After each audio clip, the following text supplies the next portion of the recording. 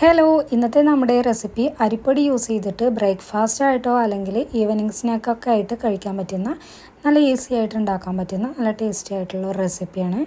അപ്പോൾ നമുക്കിത് എങ്ങനെയാണ് ഉണ്ടാക്കിയതെന്ന് നോക്കാം.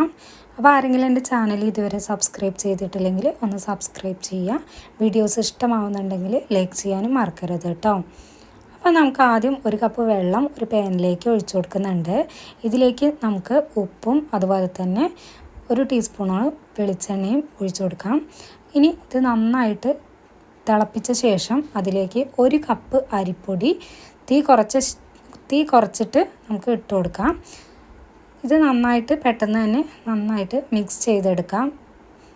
ഇനി നമുക്ക് തീ ഓഫ് ചെയ്യാം കേട്ടോ. ഇനി ഇതൊരു 2 മിനിറ്റ് നേരം നമ്മളൊന്ന് മൂടി വയ്ക്കുന്നുണ്ട്. ഇനി നമുക്കിത് നന്നായിട്ടൊന്ന് കുഴച്ചെടുക്കണം. അപ്പോൾ ഞാനതൊരു വേറൊരു പാത്രത്തിലേക്ക് മാറ്റുന്നുണ്ട്.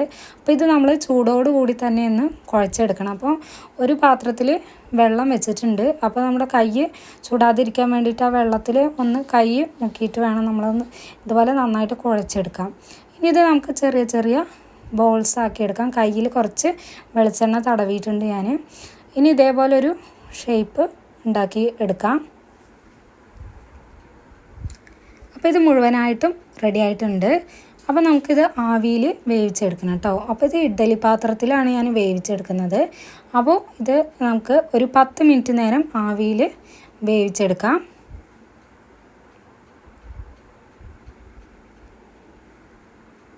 അപ്പോൾ ആവിയിൽ വേവിച്ചെടുക്കുമ്പോൾ ഇതുപോലെ നല്ല സോഫ്റ്റ് ആയിട്ട് കിട്ടും. ഇനി നമുക്ക് ഒരു പാൻ ചൂടാക്കി അതിലേക്ക് വെളിച്ചെണ്ണ ഒഴിച്ചു കൊടുത്ത് 1/2 ടീസ്പൂൺ കടുകിട്ട് പൊട്ടിച്ചെടുക്കുന്നുണ്ട്. ഇനി ഇതിലേക്ക് 1 ടീസ്പൂണോളം ഉഴുന്നുപരിപ്പ് ചേർത്ത് കൊടുക്കുന്നുണ്ട്.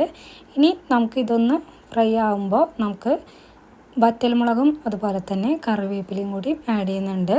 അപ്പോൾ എരിവിനനുസരിച്ചിട്ട് നമുക്ക് വേണമെങ്കിൽ പച്ചമുളകൊക്കെ ആഡ് ചെയ്യാം കേട്ടോ. അപ്പോൾ ഞാൻ ഒരു വറ്റൽമുളകും അതുപോലെ തന്നെ ഒരു തണ്ട് കറിവേപ്പിലയും ചെയ്ത് കൊടുത്തിട്ടുണ്ട്. ഇതിലേക്ക് ഒരു ഇത്തിരി കായത്തിൻ്റെ പൊടിയും ആഡ് ചെയ്യാം. ഒരു 1/4 ടീസ്പൂണോളം മതി. ഇനി നമ്മൾ വേവിച്ചെടുത്തത് ഇതിലേക്ക് ഇട്ട് കൊടുക്കാം.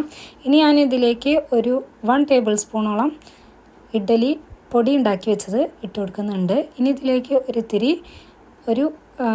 3 ടേബിൾ സ്പൂണോളൊക്കെ തേങ്ങ ചിരവിയതും കൂടി ആഡ് ചെയ്യുന്നുണ്ട്. ഇനി ഇത് നന്നായിട്ടൊന്ന് മിക്സ് ചെയ്തെടുക്കാം. അപ്പോൾ ഇത് നല്ല ടേസ്റ്റാണ്. അപ്പോൾ നമുക്ക് ബ്രേക്ക്ഫാസ്റ്റ് ആയിട്ടോ അല്ലെങ്കിൽ ഈവനിങ് സ്നാക്കൊക്കെ ആയിട്ട് കഴിക്കാം.